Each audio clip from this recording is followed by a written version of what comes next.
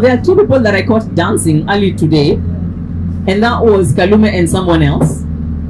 So I'm gonna, for the sake of the down not going down, I'm gonna ask the two people who were dancing earlier today, that's being Stephen Kalume and yes, you know yourself, to come over to the front, and then you're gonna show us your happy dance, because they were doing a dance here and I realized that they were not sharing the dance with anybody else. Yes, they were here. They were doing something like this.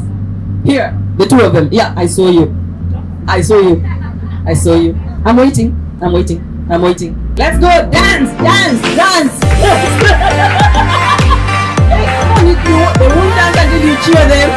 Come on. Dance.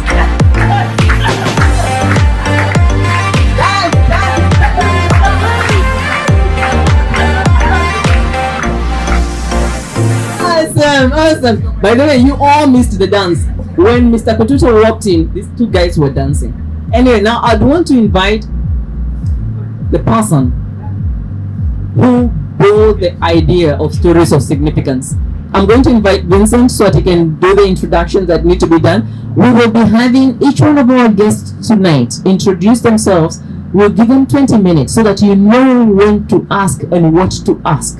Thank you very much. I love you so much. My name is Magdalene Kamawutino. I'm a writer, motivational speaker, and a very big noise maker, but I prefer business mentorship. Thank you very much. I hope to see you throughout the evening. Let's give a round of applause. Good. I believe you know me. If you do not know me, I would have to introduce myself. My name is Otumbo Vincent. I have a third name called Nyagaka, which is always silent. I was born in Kisii, came to Mombasa 2011, and in 2017 is when Stories of Significance was born, and it was born on a Monday in September. We did our first session on a Monday at Tamarind near the ocean. Why did I begin, or why the thought of Stories of Significance? In school, I was not a bright kid. I have to be honest with you. I was in my early stages, like class 1, class 2, class 3. And no one wanted to compete with me. They could not find me anywhere. I used to be somewhere else. But again, I started not to perform very well in school. And then I didn't live with my family. I didn't have my mom. I didn't have my dad. So I was left. At the age of 7, I started drinking, because I was living with my grannies who were brewing everything. So I took everything. So alcohol no longer excites me, by the way. So, but then my transformation happened, really serious transformation, when I was in Form 4. And I cheated. You know, you're in a family whereby you have to impress people for you to be loved. You have the pressure to be a good role model, and what the best way to do it is to cheat, by the way. You know, when you cheat and get away with it is very sweet, but when your 25 days come, it's not sweet.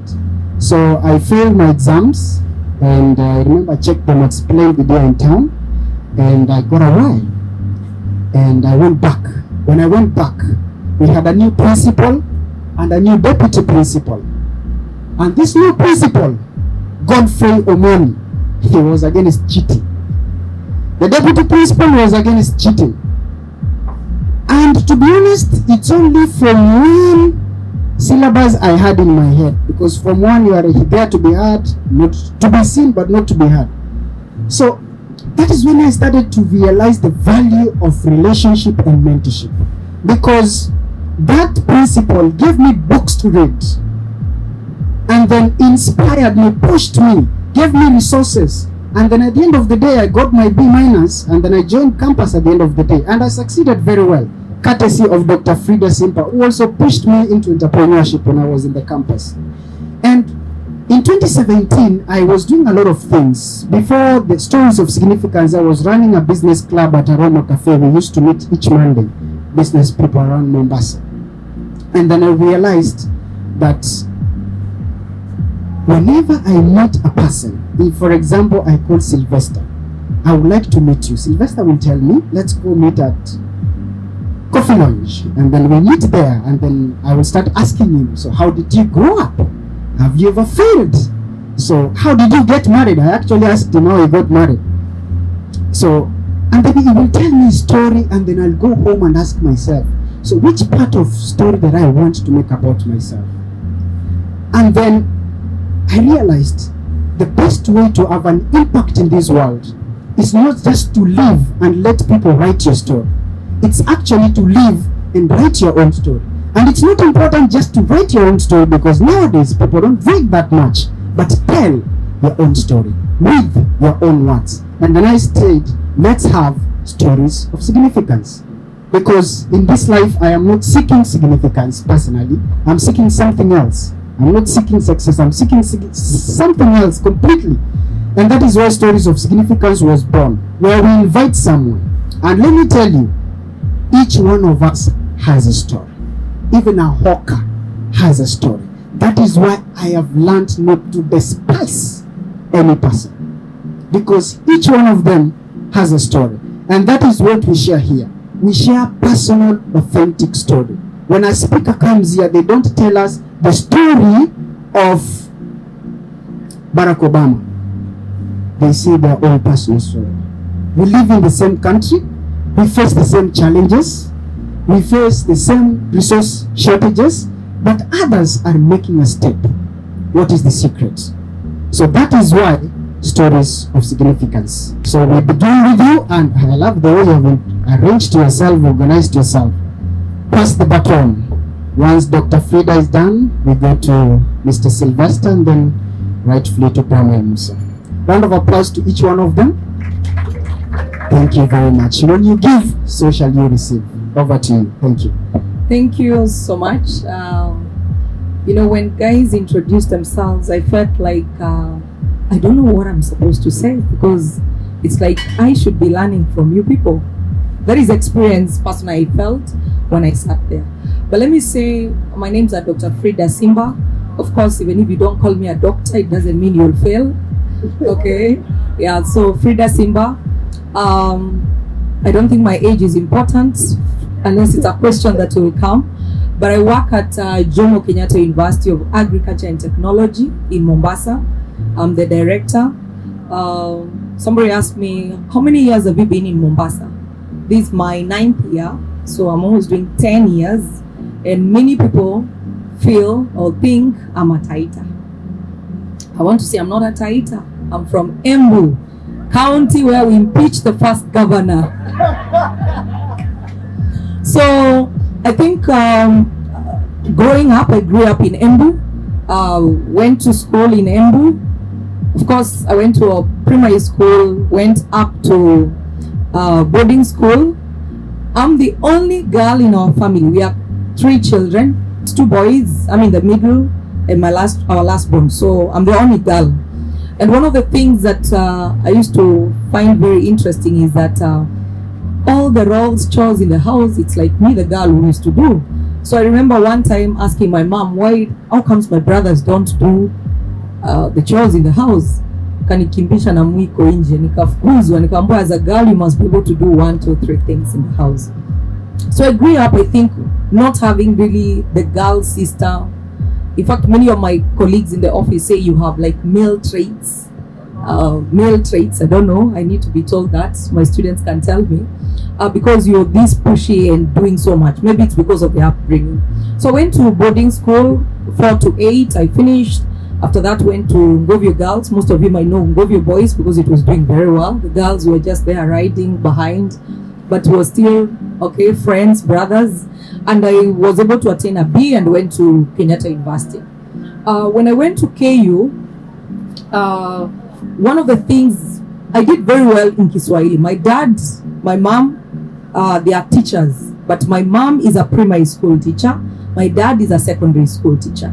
So I remember my dad telling me education is important, you know, teachers, those were the careers. I think those days you only become a teacher, a nurse, or a secretary. I think those were the 3 most important careers in the society. So I was told a teacher. But back in my mind, I said, I do want just to be a primary school teacher or a secondary school teacher. That's one thing that I'd vowed to myself. And I remember after we went to KU, I had done very well in Kiswahili. I got an A in Kiswahili. But English, I'd gotten a B. And so one of the questions that I remember my dad asking me, which combination subjects are you going to do? We didn't have mentorship like we do at the universities.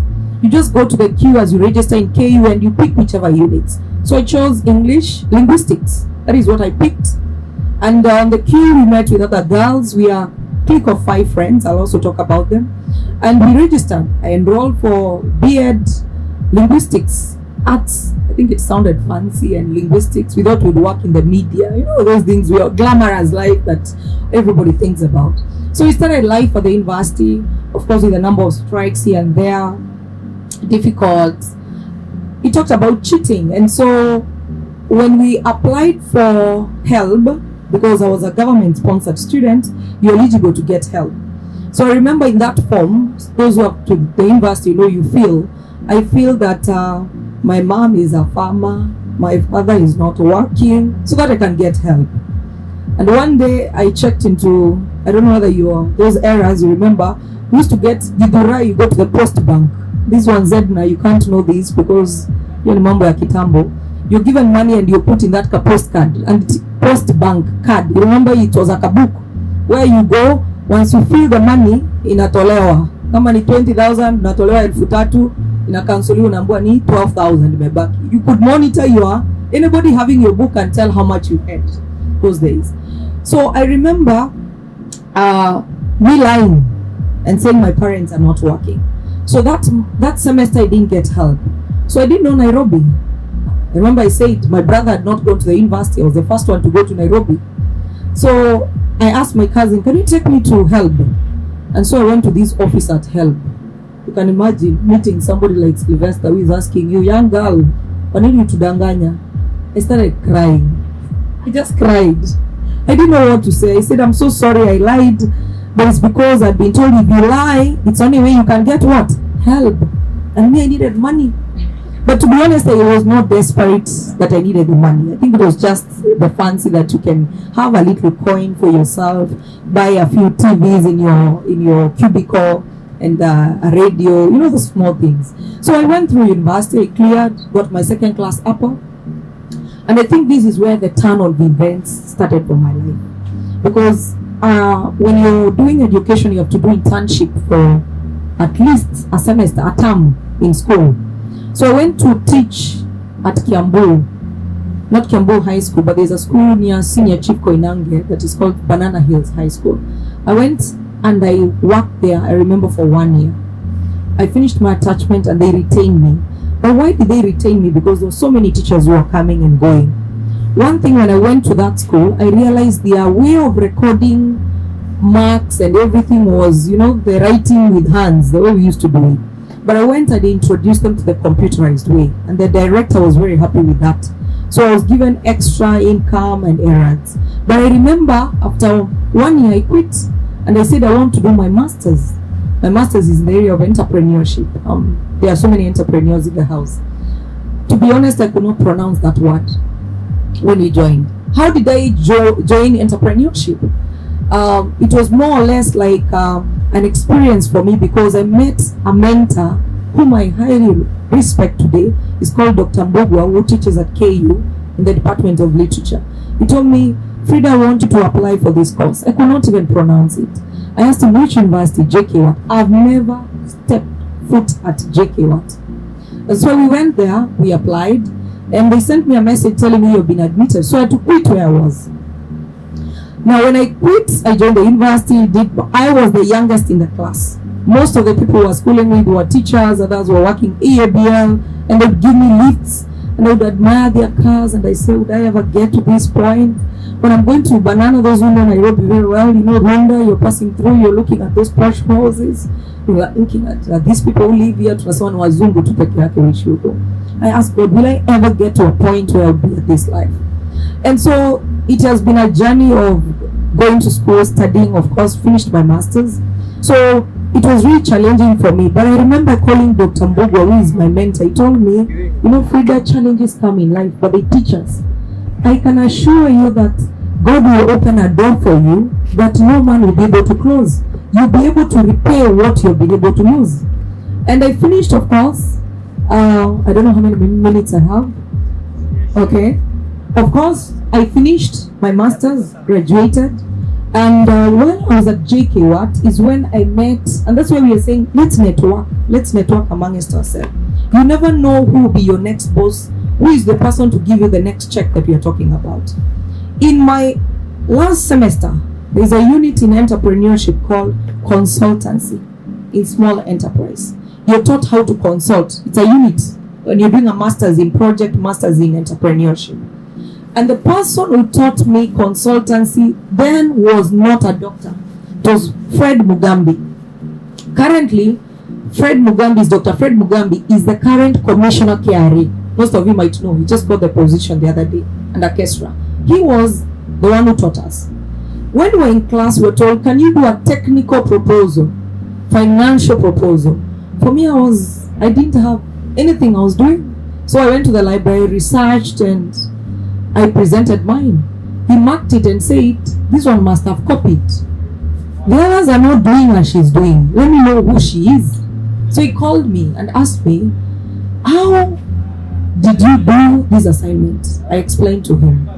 And let me tell you, that was the game changer for me. Lecturers would come to class and ask, who is willing to volunteer to work with me in a consulting assignment? That is my journey of consultancy. And I also share, because I'm doing consultancy a lot in Mombasa. I started there. Mugambi gave me the first job, and I have total respect for that gentleman. We did a survey on Kenya Education Staff Institute in the whole of Nairobi province. That was Nairobi. And he told me, you're going to be the coordinator. My first check was 70,000 shillings. I told Jesus, people make money. I lost money, remember. So I repaid that slowly by slowly. Professor Buisa came in, consultancy. I started when I was still young, my journey of consultancy. Some of the fridges, cookers I have in the house, I bought through consultancy money, little by little. So I finished my master's, of course. Dr. Mugambi was then appointed by the former Vice Chancellor, Professor Mabel Imbuga, to start a campus in Mombasa, 2009. And Mugambi was told, go to Mombasa, look for a building. This is the amount of money, start a campus. I didn't have a job, remember, I had quit. So Mugambi called me and asked me, would you want to be an administrator? We are starting a campus in Mombasa. I told him that mimi nataka kufunza. I have a passion to teach. I don't think I'm in administration will do well. He looked for somebody he couldn't get. He called me again. I told him, no. Remember that time we were doing consultancy? We did one for JICA called OVOP, one village, one product. Japan government was trying to see how they can launch a project in each village that can be successful to the Kenyan government. I was part of that consultancy. So when Mugambi came down in Mombasa, he couldn't get an administrator. They tried to look, the Vice Chancellor got somebody. So he asked, would you want now to be a lecturer? They told me, yes. Remember that time, I'm not in Nairobi doing nothing. I applied for a few jobs. I used to work with Chilobe and Chebukati, Interim Boundaries Review Commission. That is where I got my contract. I thank God for decisions that we make in life and pursuing the passion that you want to do in life. It's good to have a focus of what you really want in life and press it on until you get what you want. So Mugambi called me and told me, do you want to be a lecturer? I told him yes, but we are not hiring you on contract or permanent and pensionable. You're coming in as a part-time lecturer. I told him, I'm starting a family. How will I manage in Mombasa? That time as we speak, I had an offer letter from IEBC. I was the only one among the people who were interviewed to bring a master's. So I sat down and IEBC was paying me better, but it was a contract for 2 years. This is JK Watt calling me for a job. It's not even permanent and pensionable. It's a part-time. I don't know when I'll be paid. So I came down to Mombasa and took a leap of faith. I took a bus, came to Mombasa. That time we were staying in Nairobi. And 3 more minutes, the others I'll share more. We were able to come down, start JK Watt Mombasa campus as it is. Mugambi came 1 year, I came the 2nd year. To be honest, the structures, the systems, the strategies we have put in place, it's out of a small team that we have been able to build. But what I told God, you have something better. Can I tell you something today? They called me to ask me which masters should I do. I stayed almost a year without a job. I was discouraged. But at the end of the day, I said there is some, God has in store for each one of us something. You do not have to look at your friend who has run faster and you assume they have attained. There is something that God has in store for you. And everything you have to do is have faith in yourself, have the self-confidence that you can do it at the end of the day. So I'll share more when people ask me questions. There is more that I would want to share, but because of time, I think I want to stop it at that. Thank you so much.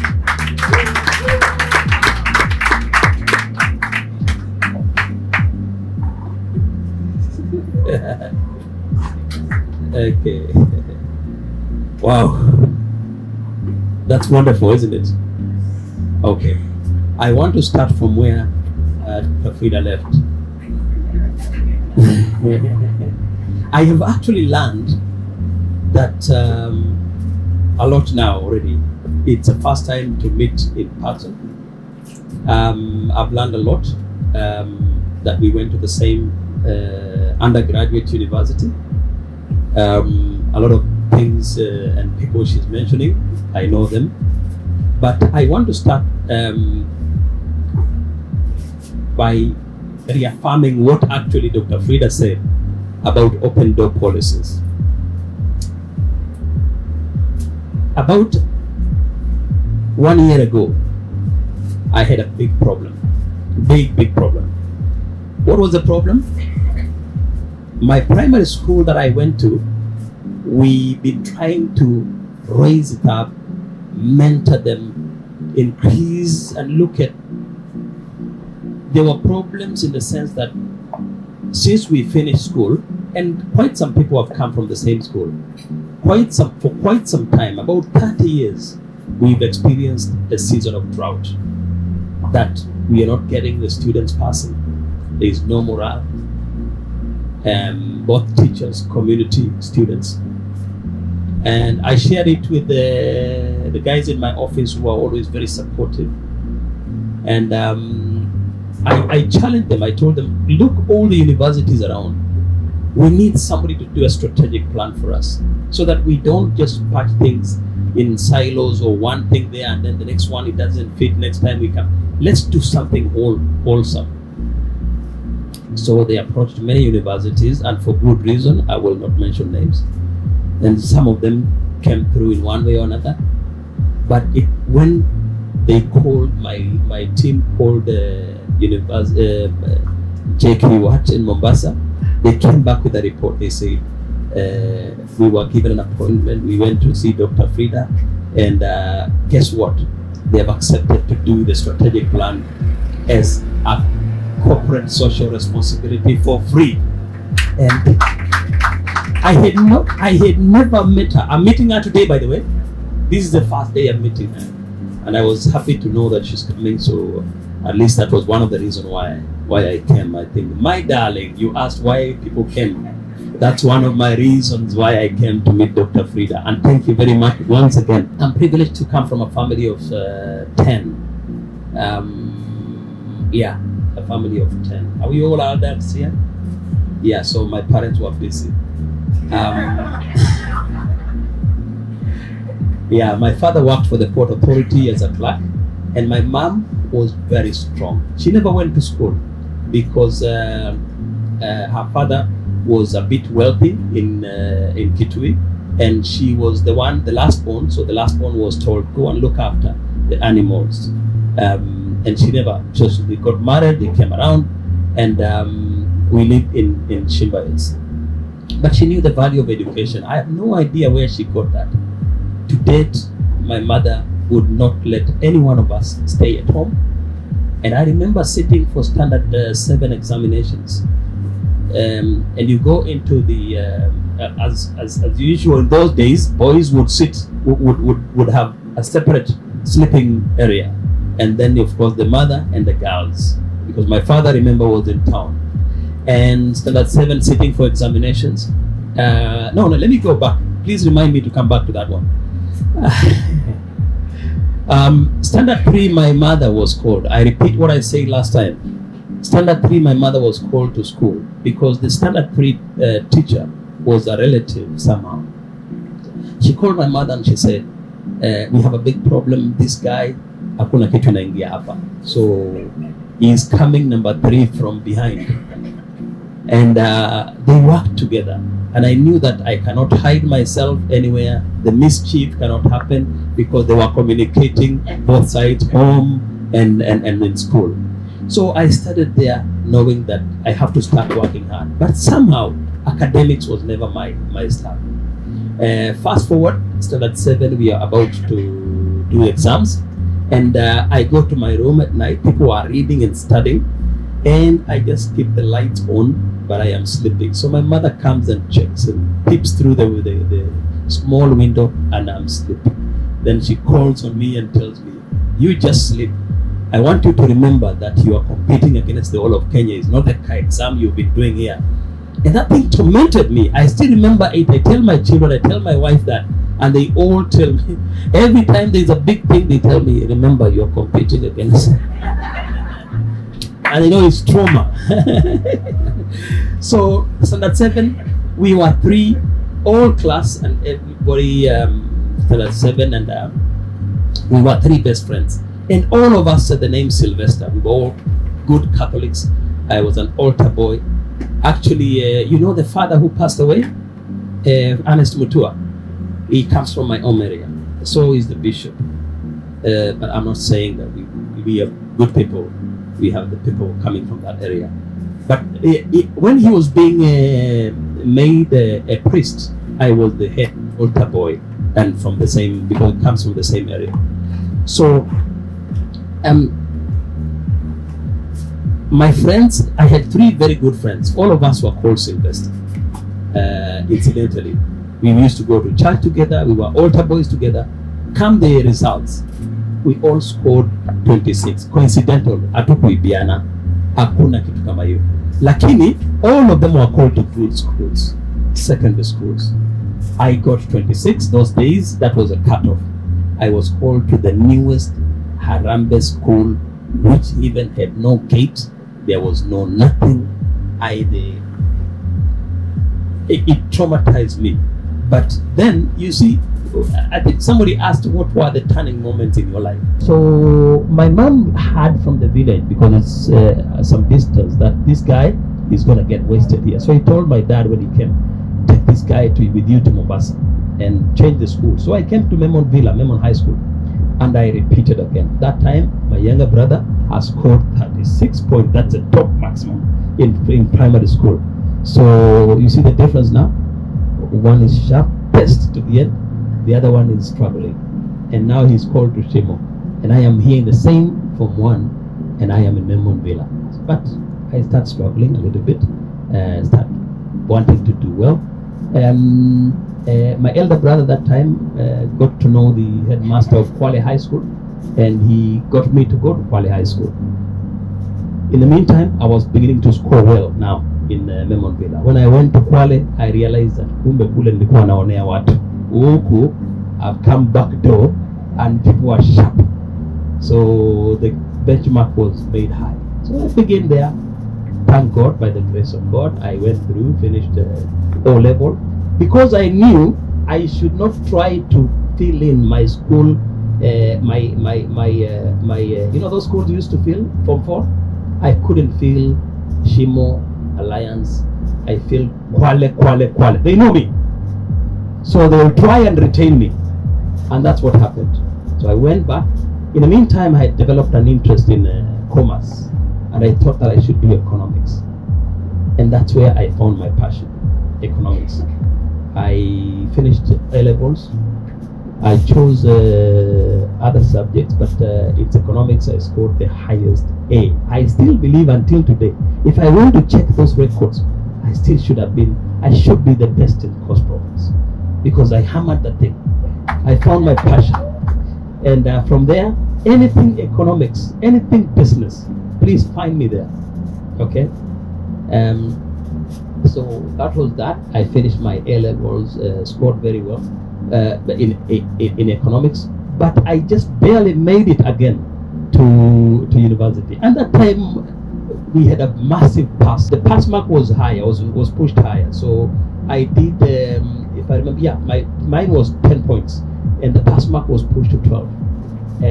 After some time, the president came back and said, President Moi said, no, everybody is going to go. So I got an opportunity at last chance. Went to do my economics at KU, yes.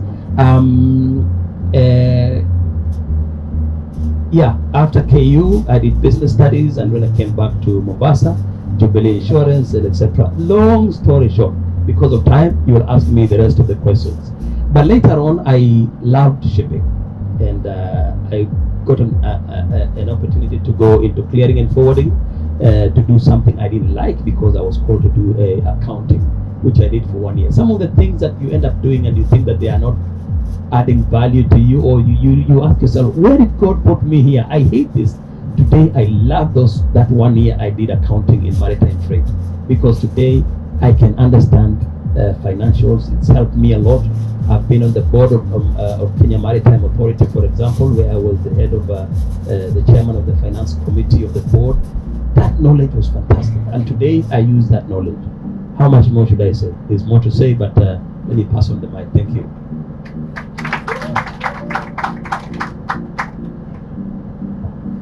Good evening. How are you doing? Are you inspired? Yes. So I'm going to pick up from where Mr. Silvester left, because we have two things in common here.